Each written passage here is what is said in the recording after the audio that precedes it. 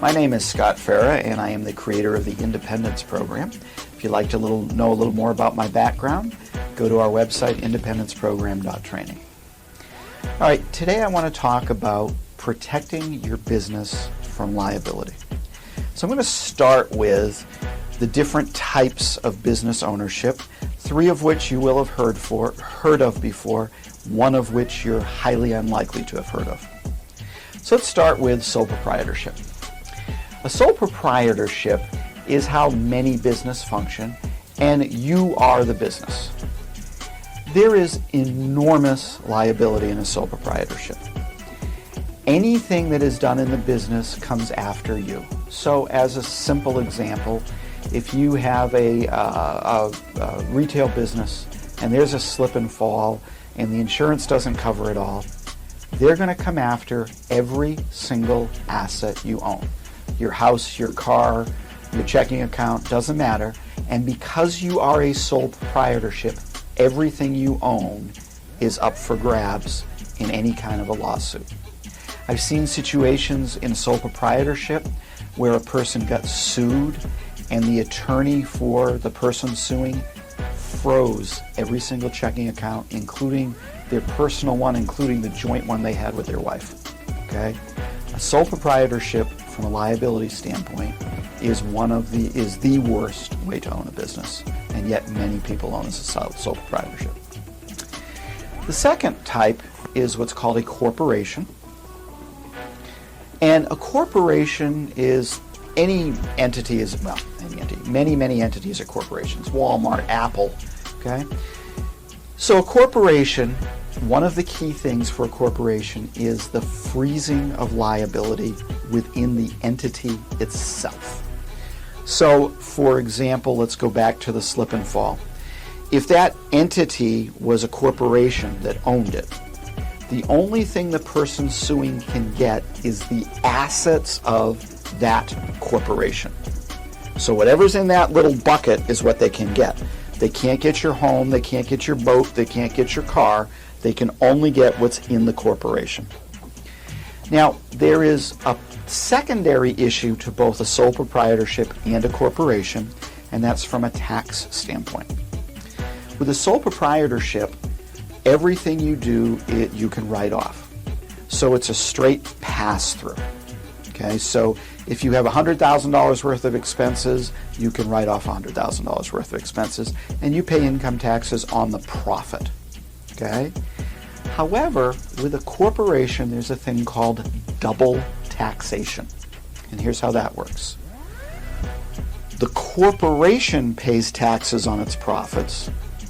Then when it passes the money to the shareholders via dividends, the people pay taxes again. So to keep it really simple, let's just say that you have a sole proprietorship over here and they're in the 30% bracket. They've earned $100,000 of profit. They're going to pay $30,000 in taxes. Over here you have a corporation that's earned $100,000. Okay? They're in the 30% bracket, so they're going to pay $30,000 in taxes. Now that brings $70,000 down over here to the shareholders. If they're in the 30% bracket, they're going to pay another $21,000 in taxes. Okay? So now you've paid a total of $51,000 to have that extra liability protection. It's a tough balance. Which do we do? The government came out a number of years ago with a third entity called an LLC. Okay? It's a limited liability company. And what happens is it combines the two from the corporation and from a sole proprietorship. It's treated as a corporation for liability purposes, so anybody that sues can only get the assets of that entity. Okay?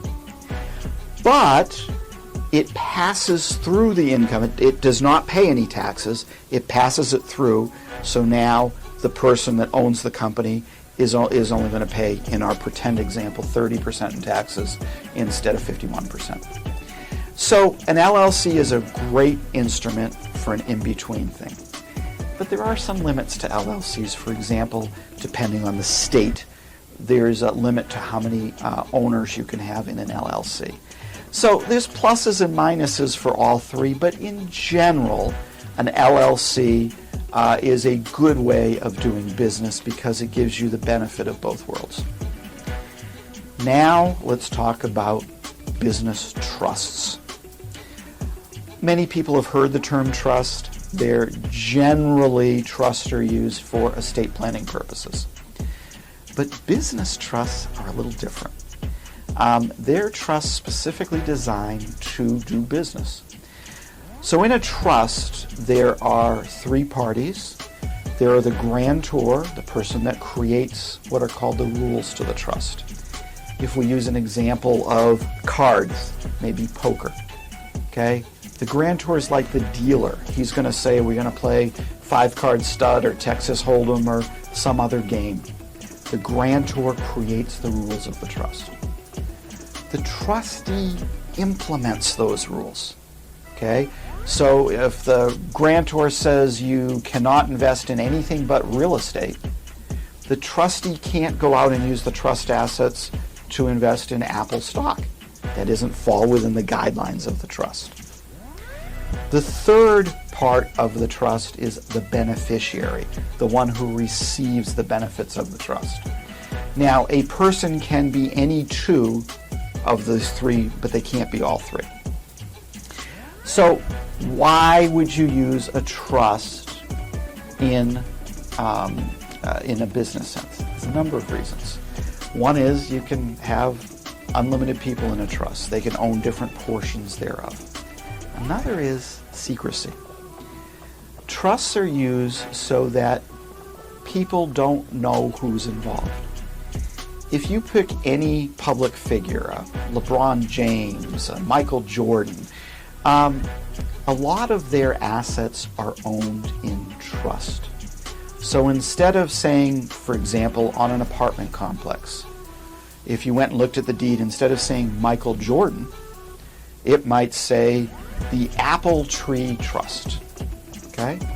Well, who's the Apple Tree Trust? Nobody knows. Everything about that trust is private. Michael Jordan can be the beneficiary of the Apple Tree Trust. It's his trust, but nobody knows it in public. Really important. Second thing with trusts is they're very, very flexible. So, for example, you might want to leave your business to your son and your daughter. If you do it through a corporation, now it has to go through the will, and it's probated and all of that stuff. Whereas if it goes through the trust, it doesn't. You avoid all that. The trust is the owner. Finally, the trust has some very flexibility with taxes.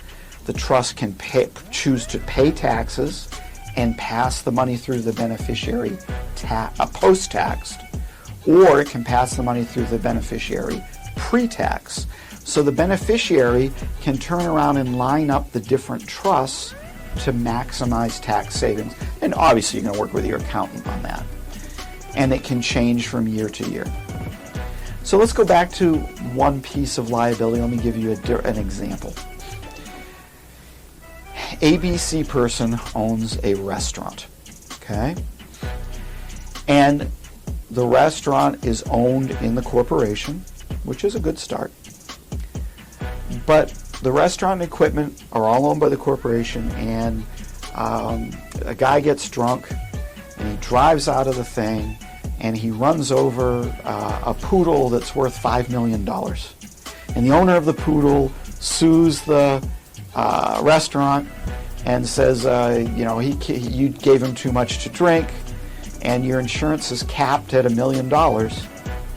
They're going to go grab the restaurant because they have $4 million worth of liability, assuming that you lost in the lawsuit. So here's how you could protect yourself from a liability standpoint.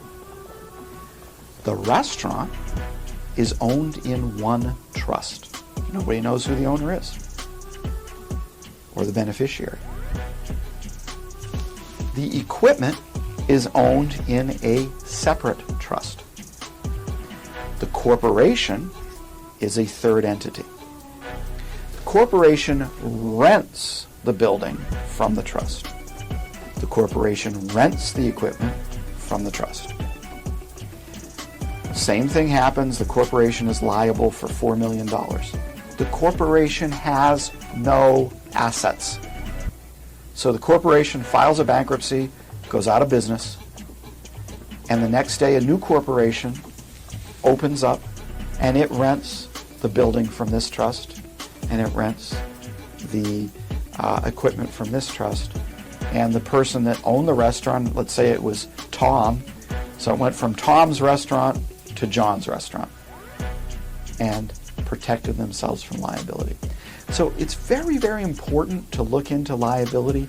You definitely want to have this discussion when you're ready to go with an attorney and an accountant to balance between liability and taxes and what's the best way to go.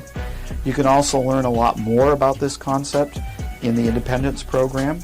Just go to our website, independenceprogram.training. Thank you.